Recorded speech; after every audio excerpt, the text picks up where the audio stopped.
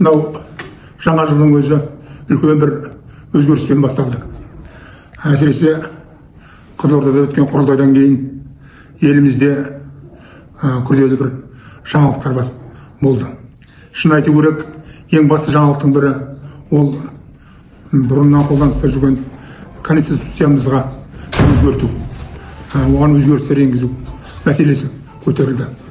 Енді бүгінгі күні ол мәселе халықтың талқылауынан өтіп, халықтың сүзгісінен өтіп, түрлі ой пікірлер айтылып, жерлерде жиналыстар өткізіліп, басқосулар өткізіліп, дөңгелек үстелдер, оның бәрі ұсыныстардың бәрі арнайы комиссияда қаралды. Әрине, жүздеген зиялы қауымдарды, барлық азаматтық емес ұйымдардың өкілдері қатыстырылған бұл комиссия өз ойын айтты.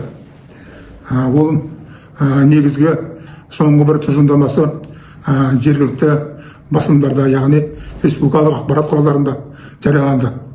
Міне соның нәтижесі енді 15 наурыз күні бүкіл халықтық, бүкіл ұлттық десек те болады, үлкен бір референдумға ұласып отыр.